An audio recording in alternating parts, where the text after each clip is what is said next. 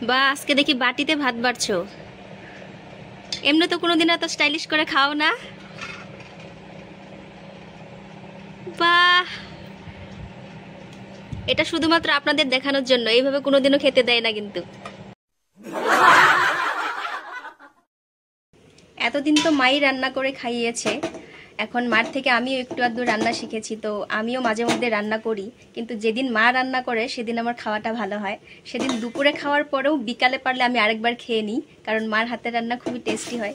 সবারই হয়তো মায়ের হাতের রান্না টেস্টি হয়, তার জন্য হয়তো সবাই মায়ের হাতের রান্নাই পছন্দ করে। তার মধ্যে আমিও একজন, মার রান্না খুবই পছন্দ করি।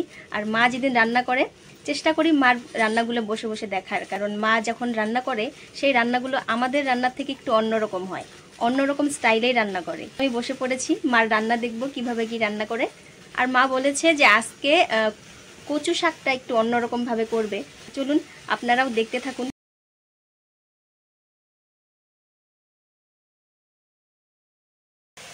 তো এখানে মা বসিয়ে দিয়েছে কচু শাক। কোথা থেকে শিখেছো তুমি এই রান্না? আমার মার কাছ থেকে। তোমার মা মানে আমার দিদিমা শিখিয়েছে? এবারে কচু শাকটাকে ভালোভাবে ঢেকে দিতে হবে, ভাপাতে হবে, তাই তো? মায়ের হাতের রান্না খেতে কারি না ভালো লাগে, কিন্তু আমার এই সৌভাগ্য খুব মাঝে মধ্যেই হয়। আমাদের বাড়িতে রান্না প্রায় আমিই করি, মা খুব কমই করে। তবে আমি রান্না করলে ঘরে যা থাকে আর কি, বাজারের যা কেনা সবজি সেগুলোই রান্না করি। কিন্তু মা রান্না করলে আশেপাশে কি আছে খুঁটিনাটি সেই জিনিসগুলোই রান্না করে। হয়তো 2-3 পদ কমই করে, কিন্তু যা করে খুবই ভালো লাগে। এই কচু শাকগুলো কিনা নয়, আমাদের আশেপাশেরই কচু শাক, আর গাছেরই পেঁপে, আলু পেঁপে দিয়ে সয়াবিনের তরকারি। আমি এখানে বসে বসে মার রান্না দেখছি আর নিয়ে নিয়েছি গরমের সব থেকে বড় ওষুধ, জল। আমি যতক্ষণ এখানে বসে থাকবো ততক্ষণই জল খাবো আর মার রান্না দেখব। আর এখানে সয়াবিনটা মা গরম জলে বসিয়ে দিয়ে। আর ওখানে কি করছো? আর এখানে লঙ্কা বাটবে। আমাদের ঘরে ম্যাক্সিমাম সময়েই লঙ্কা বেটেই রান্না করা হয়, কারণ পাউডার যেগুলো হয় সেগুলোতে টেস্ট খুব একটা ভালো হয় না। আমাদের বাড়িতে ঝালটা একটু বেশি খাওয়া হয়, তো তার জন্য মা এখানে অনেকগুলো লঙ্কা নিয়ে নিয়েছে। লঙ্কা আর কি নিয়েছো এখানে? আদা। আদা।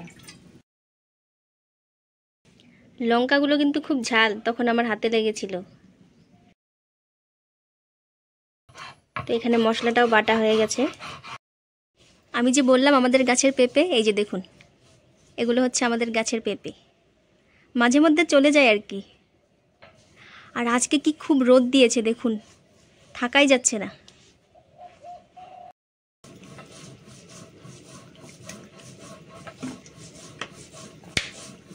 আজকে আমার জল খাওয়া ছাড়া আর কোনো কাজ নেই, জল খাবো আর রান্না দেখব। ওইদিকে মা রান্না করতে করতে আপনাদের সঙ্গে কিছু সদস্যের আমি আজকে পরিচয় করাবো, যারা আমার খুব প্রিয়, যাদেরকে নিয়ে আমি বেশিরভাগ সময় ব্যস্ত থাকি। তো চলুন তাদের সাথে আপনাদের একবার পরিচয় করিয়ে দিই। এই হচ্ছে আমাদের বাড়ির খুব প্রিয় সদস্য, যাদেরকে আমি খুব খুব ভালোবাসি, যাদেরকে নিয়ে থাকতে আমার খুব ভালো লাগে। সকালবেলা ঘুম থেকে উঠে যখন এদেরকে দেখি মনটা খুব ভালো হয়ে যায়। এদের সাথে আমার একটা অন্যরকমই সম্পর্ক আছে। এই গাছটা আমি যখন বুনেছিলাম, দেখুন কিসের মধ্যে বুনেছি, একটা টিনের মধ্যে। ভাবতে পারিনি গাছটা এইভাবে বেড়ে উঠবে। 1 মাসের মধ্যে গাছটা খুব সুন্দরভাবে বেড়ে উঠেছে। এখানেও গাছগুলো খুব সুন্দরভাবে হয়ে উঠেছে। এই যে দেখতে পাচ্ছেন অ্যালোভেরা গাছটা, এই গাছটার বয়স প্রায় 1-1.5 বছর হবে। এতদিনে এই অ্যালোভেরা গাছটা বাচ্চা দিয়েছে দেখুন। এই গাছটাও এই বছরই একটা বাচ্চা দিয়েছে। খুবই ইচ্ছা আমাদের বাড়িতে একটা বাগান করার, কিন্তু যেহেতু আমাদের বাড়িটা খুবই ছোট, তার জন্য সেই বাগানটা আর করে ওঠা হয়নি। কিন্তু ইচ্ছে আছে কোনো একদিন করব। তবে যেখানেই যে গাছ আমি পাই সেই গাছ এনে আমি লাগিয়ে দিই। রিসেন্ট একটা গাছ বুনেছি, এটা হচ্ছে পিঙ্ক কালারের জবা ফুল। এখানে আরেকটা গাছ আমি লাগিয়েছি, এই গাছটাও হয়ে উঠেছে। এই গাছটা হচ্ছে গন্ধরাজ। সেই একটা গাছ হয়েছে দেখুন, এটা হয়তো সবাই চিনতে পেরে গেছেন।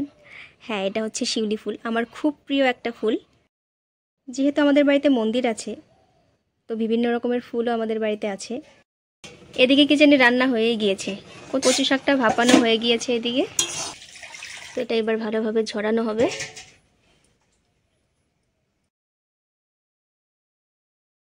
বাদামগুলো কি কচু শাকে দিবে?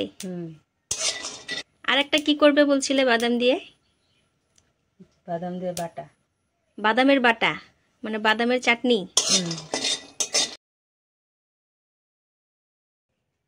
এখানে কড়াইতে আবার তেল দিয়ে দেওয়া হয়েছে, তো এখানে জিরে দেওয়া হলো। এবার ফাইনালি বানানো হবে কচু শাক।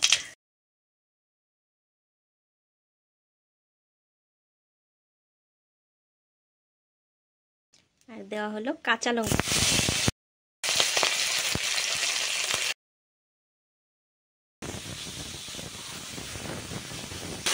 তারপর দিয়ে দেওয়া হলো লবণ। রান্নার সব থেকে ইম্পর্টেন্ট পার্ট হচ্ছে নুন। নুনেই বাড়ে কি গুণ। হ্যাঁ দাও। তারপর কি দিবে? চিনি, তারপর হলুদ গুঁড়ো। এখানে ভেজে রাখা বাদামগুলো, কচু শাকে যেহেতু বাদাম দেওয়া হবে, তো আমি বসে বসে এই বাদামের খোসাগুলো এড়িয়ে দিই। তো এখানে আমি খোসাগুলো ছাড়িয়ে নিয়েছি। আমি আধা টুক দিয়ে হবে কচু শাক আর আধা টুক দিয়ে হবে চাটনি। তো এটা আমি করে দিলাম। নাও, ভেজে রাখা বাদামগুলো এবার কচু শাকে দিয়ে দেওয়া হলো। কচু শাকটা প্রায় হয়ে এসছে। এবার লাস্টে দেওয়া হবে কাজু বাটা আর এলাচ বাটা। এটাই হচ্ছে ইউনিক, মানে আমি যেভাবে করি তার থেকে আলাদা। সব শেষে দেওয়া হলো ঘি। ঘি দেওয়াতে এটার স্মেলটা অন্যরকম হবে। এই না হলে মায়ের রান্না, মায়ের হাতের রান্নার কিছু কিছু একটা স্পেশালিটি থাকবেই। স্মেলটা দারুণ বেরিয়েছে। তোমার রান্না দেখে একটা গান মনে পড়লো, তুমি শ্রী শ্রী ভজহরি মান্না, কোথা থেকে শিখেছো এই রান্না? আমার তো দেখেই জিভে জল এসে গেল মা। কচু শাক রেডি।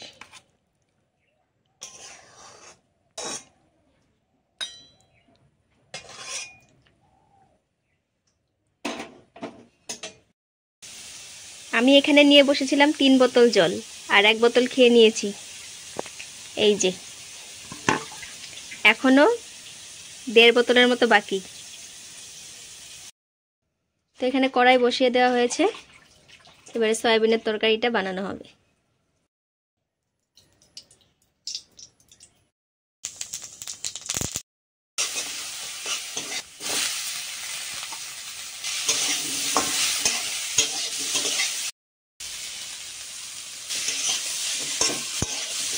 আলু আর পেঁপেটাকে ভালোভাবে কষিয়ে নেওয়া হলো মশলা দিয়ে। তারপর এটাকে ঢাকা দেওয়া হলো।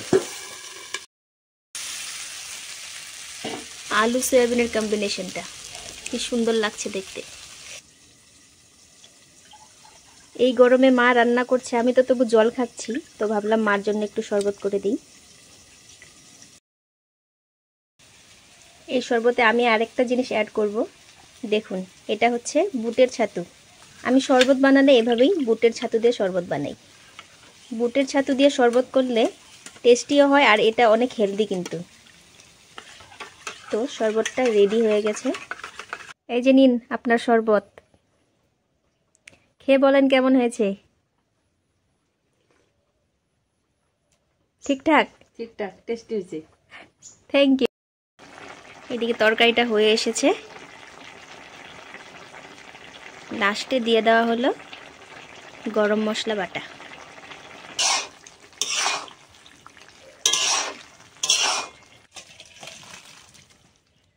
তো আধা যতটুকু বাদাম ছিল সেই বাদামটা দিয়ে কাঁচা লঙ্কা দিয়ে একটা চাটনি হবে। চাটনি রেডি। তো এবারে খাবারের পালা। খিদে পেয়ে গেছে আমার, তাড়াতাড়ি খেতে দাও। এখানে মা ভাত বাড়তে শুরু করে দিয়েছে। বা আজকে দেখি বাটিতে ভাত বাড়ছো।